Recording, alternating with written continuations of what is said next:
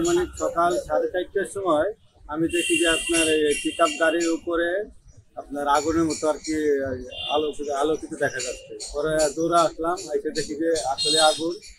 পরে আমার পাশে যারা বাসা আর কি স্টাফ ছিল, আমার এক বড় ভাই, আমার মা, আমার বোন, আমার ওয়াইফ, আমি সহকারে আপনার এই পাশের আগে আপনার দোকানের এক ভাই আছে, সে সহকারে আপনার এই সম্পূর্ণ আগুনটা আমরা আপনার এই বালি এবং পানি দিয়ে নিয়ন্ত্রণ করা হয়েছে।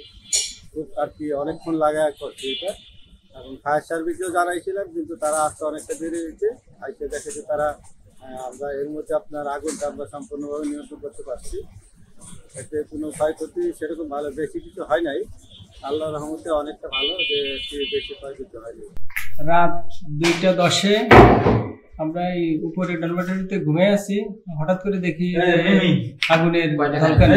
আমি ঘুম থেকে ফালায় উঠি, ফালায় ওঠানোর পরে আমরা 3 জন ছিলাম আর একজন নাইট গার্ড ছিল নিচে। পরে আমি যখন চিল্লান দেওয়ার পরে ওরা সবাই ঘুমেতে ওঠে। ঘুমেতে ওঠার পরে দেখি বাইরে আগুন জ্বলতেছে। পরে আমি বলি যে শাখায় আগুন লাগাই দিছে, সবাই বেরো।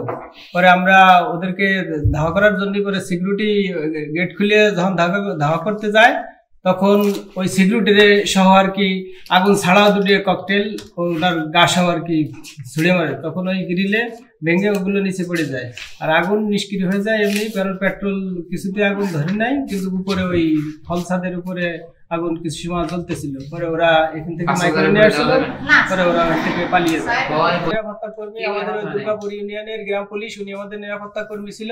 তো ওনার কোনো ক্ষয়ক্ষতি হয় নাই এবং কারো কোনো ক্ষয়ক্ষতি হয় নাই। না, ওরা নিয়ে আসছিল মাইক্রো, ওরা ওই সিকিউরিটি গার্ড দেখেছিল, কারণ গেট খুলতে ওরা পালিয়ে চলে যায়। এই দিক থেকে আসছে উনপুরের বাজারের ভিতর থেকে এসে ওরা এদিকে যাচ্ছিল টেকেরাটির এইদিকে, এই রোডে। ওরা মেইন রোডে গাড়ি রেখে তারপরে ওরা ওই মেইন রোডের বাইরে থেকেই মানে ওইগুলো ছুড়ে মারে।